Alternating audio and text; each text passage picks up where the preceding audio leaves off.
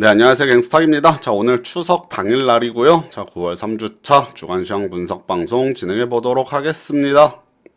자, 이번 주 주요 이슈 먼저 살펴보도록 할게요. 자, 미국과 중국 간의 무역 전쟁이 결국에는 이제 전면전으로 돌입한 것으로 보이고요. 자, 미국에서 2천억 불 규모의 중국산 제품에 대해서 24일, 자, 오늘입니다. 오늘부터 10% 추가 관세를 부과하겠다라고 발표를 했고 이제 발효가 되었습니다. 자, 2천억 불 규모의 추가 관세 발효하면서 이제 총 2,500억 불 규모의 중국산 제품에 추가 관세가 부과가 되었고요.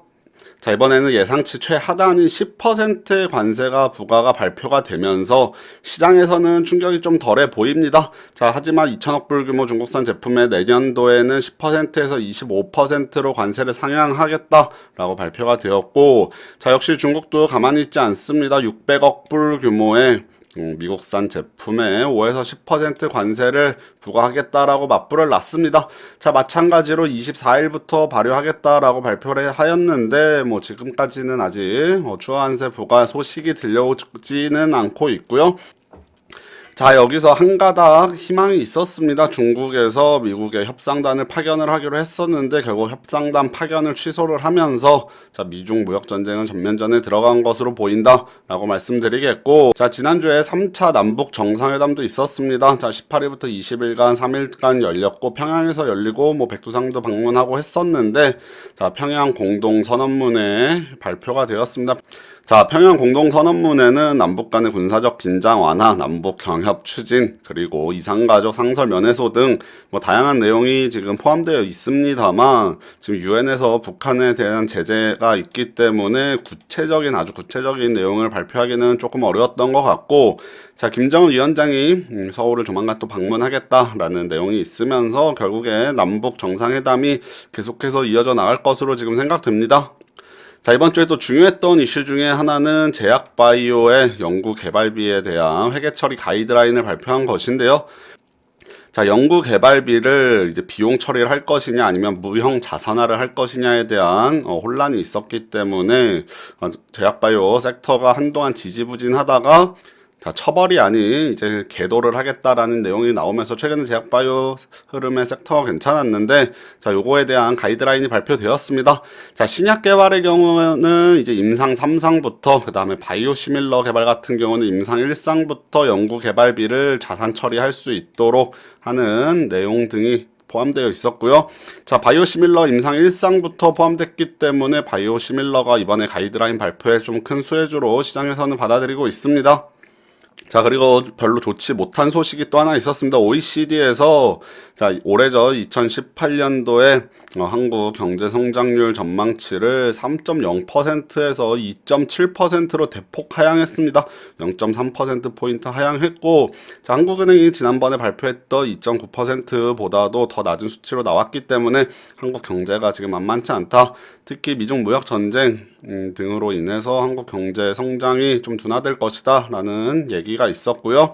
자, 문재인 대통령이 26일에 열리는 유엔 총회 참석차 미국을 방문해서 트럼프 대통령도 만나서 이번에 남북 정상회담에 대한 내용을 좀 전달할 것으로 보이고 있고요.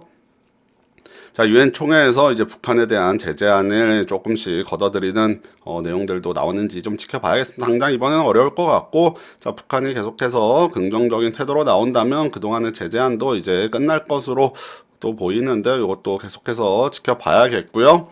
자, 또 하나 중요한 이슈 있습니다. 내일부터죠. 미국 시간으로 25일, 26일 양일간 9월 FOMC 열리는데 여기서 0.25% 포인트죠. 0.25%포인트의 기준금리 인상은 지금 시장에서는 당연시 받아들이고 있고, 이번에 금리 인상한다면 이제 2018년도에 총 3차례 금리 인상하게 되는 것이고요.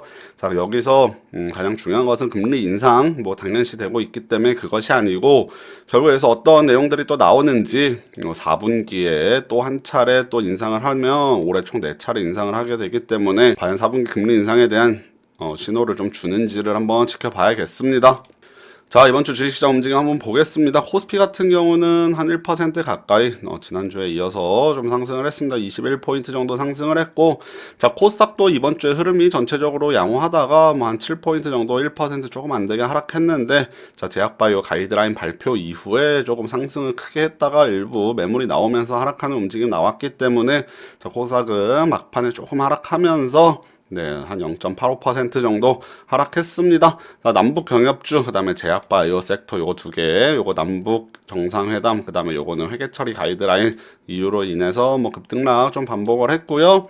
자, 이번 주 저희 주식시장 같은 경우는 추석 연휴로 인해서 자, 월, 화 쉬고 수요 대체 공휴일로 인해 월, 화, 수요 3일 휴장한 다음에 27일, 28일, 27일과 28일 목요일, 금요일 이틀간 시장이 열리는데 자, 그동안 글로벌 증시 움직임 좀 지켜봐야 돼요, 지금. 일단 미국의 금리 인상 할 것이고, 자, 무역 협상 취소되고 관세 부과되기 때문에 좀 글로벌 증시 일시적으로 저희 연휴 동안 좀 흔들릴 가능성도 있기 때문에 자, 그런 거 좀 잘 지켜봐야겠고요. 자, 27일 날 뭐 시장이 한참 쉬고 개장을 하는 만큼 좀 변동성 크게 나올 수 있다는 것도 좀 생각해 두셔야 될 것 같습니다. 자, 주식시장 차트 뭐 이번 주에 큰 움직임이 있지는 않았는데요. 한번 간단히 살펴보겠습니다. 자, 이번 주 코스피 주봉 차트 한번 보도록 하겠습니다. 자, 주봉의 경우는 여기 바닥에서 지금 주봉상 120선 맞고 최근에 반등을 했는데 한 달여 정도 반등을 좀 했습니다. 그러면서 자, 이번 주에 0.9% 올려놓으면서 2340선 근접했죠. 자, 주요 저항선들을 이번에 뚫고 올라갔는데 자, 주봉상 지금 이제 21선 가까이, 그 다음에 또 하나 저항으로 작용할 수 있는 여기 2360 정도, 자, 요 자리입니다. 자, 요 자리 이제 점차 다가가고 있고요. 자, 주봉상 21선과 그 다음에 저쪽 저항선이 있기 때문에 저 정도까지 상승할 수 있다라는 가능성을 열어두고 조기선은 좀 조정이 나올 수 있다라고 생각하시면 될 것 같고요. 자, 이번 주에 일단 중요했던 일봉상 봤을 때 중요했던 저항선들을 저항선 여기죠. 2300 한 20 정도.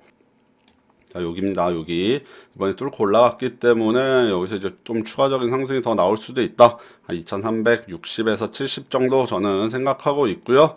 자, 여기서 일단 좀 일시적으로 조정이 나올 수도 있는 위치인 만큼 바닥에서부터 자, 2200에서부터 한 5% 정도 올라갔네요. 5% 정도 올라갔으니까 한 달 사이에 한 5% 정도 지수 상승했으니까 일시적인 뭐 조정이 나올 수도 충분히 나올 수도 있는 자리지만 최근에 흐름은 양호하다라고 말씀드리겠습니다. 다만 27일 날 어떤 증시 모습 나오는지 좀 상당히 궁금하고요.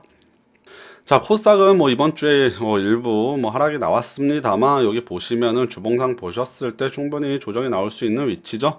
자, 근 한 달간 뭐 쉬지 않고 계속해서 올려놨다가 자, 지난주에 주봉상 21선 돌파했다가 이번 주에 살짝 눌리면서 주봉상 5일선 딱 맞고 다시 21선 위로 올려놨기 때문에 여전히 코스닥은 상승세가 강하다. 뭐 일부 조정이 나올 수 있는 구간에서 좀 건전한 조정이 나왔다라고 보이고요.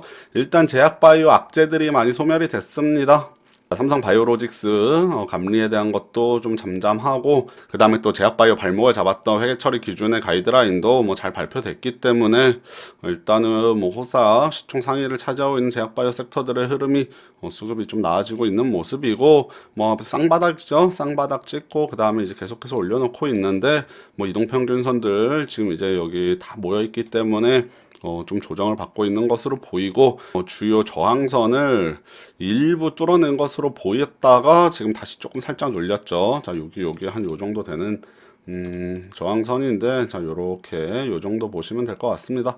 일부 올려놨다가 그 다음에 다시 그 정도 자리에 있는데 자, 여기서 지금 한번 추가적인 상승을 한다면 900선 다시 한번 트라이 해볼 수 있는 위치가 아닌가라는 개인적인 생각도 좀 들고 뭐 그동안 여기 바닥에서부터 지금 코스닥 같은 경우는 10% 네, 10% 이상을 올려놨기 때문에 코스피는 5%라면 코스닥은 한 10% 올려놨기 때문에 여기서 뭐 일부 조정을 거치고 갈 수도 있다 하지만 여기서 가장 중요한 것은 뭐 코스닥 흐름이 최근에 상당히 좋다. 그리고 제약바이오도 수급이 많이 좋아지고 있다라는 것이고요. 최근 한 달 정도 뭐 증시 흐름 9월달 들어서 상당히 양호했는데 이제 추석 연휴 지나고 나서 뭐 9월 말 10월 초에도 이런 상승세 계속 유지할 수 있지 않을까 하는 개인적인 기대감이 있고요.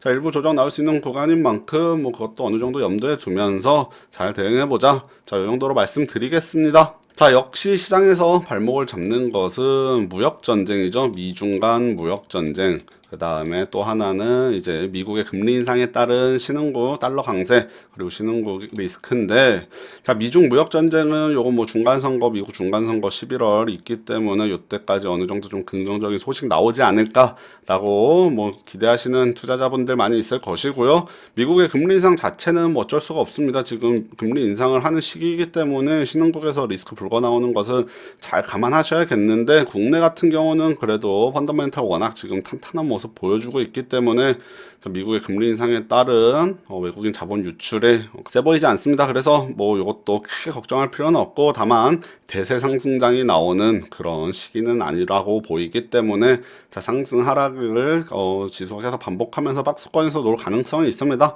자, 이런 거 염두에 두고 뭐 전략 잘 세워서 투자하신다면 아주 크지는 않지만 계속해서 꾸준히 수익 쌓아 나갈 수 있는 그런 증시가 아닌가, 네, 말씀드리고 싶고요. 자, 추석 연휴 이제 내일 모레 이틀 남았는데, 이틀 동안 또 어떻게 매매할지 그리고 글로벌 증시 어떻게 흘러가는지 잘 지켜보셔서 연휴 이후에 매매 전략 한번 잘 세워보시길 바라겠습니다. 자, 그러면 9월 3주차 주간시황 분석 방송 마치고 또 다음 주에 찾아뵙도록 할게요. 네, 감사합니다.